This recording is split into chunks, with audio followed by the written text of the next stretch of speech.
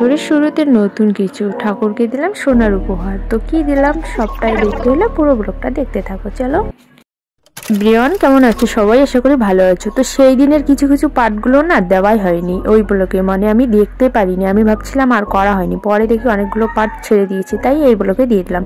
তো সবাইকে অনেক অনেক ওয়েলকাম, আর আমার তরফ থেকে ছোটদেরকে অনেক ভালোবাসা, বড়দেরকে প্রণাম। তো চলো ব্লগটা শুরু করি। তো এই যে আমরা বাড়ি আসার পথে কিন্তু রাস্তায় এত জাম লেগেছিল, প্রায় 1 থেকে 2 ঘন্টা অবধি আমরা লাইনে দাঁড়িয়েছিলাম, মানে দাঁড়িয়ে না, গাড়িতে বসেছিলাম গরমের মধ্যে। অনেক কষ্টের পরে আমরা বাড়ি চলে এসেছি, আর এসে কিন্তু সারা দিন ভর ঘুমিয়েছিলাম। এখন প্রায় বিকেল 4টা-5টা বেজে গেছে, আর আমি ঘুম থেকে উঠে সব কাজবাজ সেরে নিলাম। আর এই যে ভিজে জামা কাপড়গুলো ব্যাগে ঢুকিয়ে এনেছিলাম ওগুলো।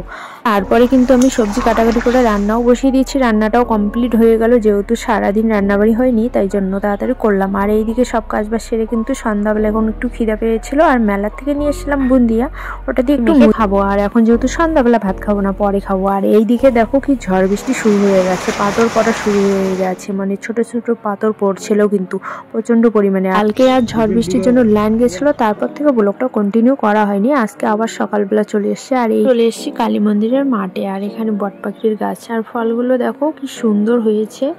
আর এখানে এসেছি আমি একটা কাজের জন্য, তো কন্টিনিউ ব্লগটা দেখতে থাকো, বুঝতে পারবে। কেমন আছে সবাই? আশা করি ভালো আছে, আমিও আছি। তো এখন আমি চলে এসেছি কালী মন্দিরের মাঠে, মানে এই যে বটপাখির গাছের নিচে দাঁড়িয়ে আছি। আর এই বটপাখির যে কয়দিন আগে বিয়ে হলো, তো বটপাখির কয়দিন আগে বিয়ে হলো, ওখানটায় চলে এসেছি আর একটা কারণে, তোমাদের পরে বলছি। তো এখন চলো আমি কি কি করি, একটা দরকারে আসছি।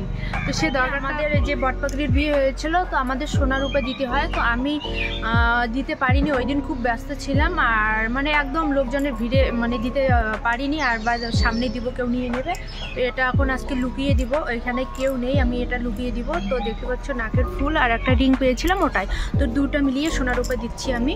তো চলো আমি ফুলটা এনেছিলাম কিনে, আর রূপাটা মানে রিংটা ওটা আমি পেয়েছিলাম, তো ভাবলাম পাওয়া জিনিস দিয়ে দেয় ঠাকুরকে, তো ওটাই দিচ্ছি। আর নতুন বছরে নতুন কিছু দিচ্ছি, এটাই ভালো লাগছে। যেহেতু জিনিসটা ওই বছর মানে পুরানো বছরের ছিল আনা, কিন্তু নতুন বছরে দিলাম, এটাই ভালো লাগছে। আমার ফ্যামিলি হয়ে গেছে, মানে কন্টিনিউ ব্লগ দেখো তারাই জানবে। কয়েকদিন আগে কিন্তু বিয়ে হয়েছিল, তখনই আনা ছিল জিনিসটা, তখনই দেওয়ার কথা ছিল, তো ওই যে ব্যস্ততার কারণে দেওয়া হয়নি।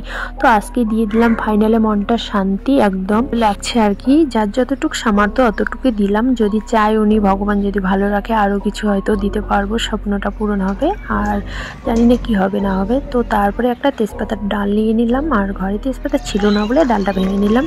তো চলো তেজপাতার ডাল নিলাম, এটা এখন শুকাবো, সবজিতে দিব, তারপরে একটা কাজ হয়ে গেল। ওইদিকে কালী ঠাকুরটা, কালী মন্দিরের মাঠ, এখানে বটপাখির গাছ।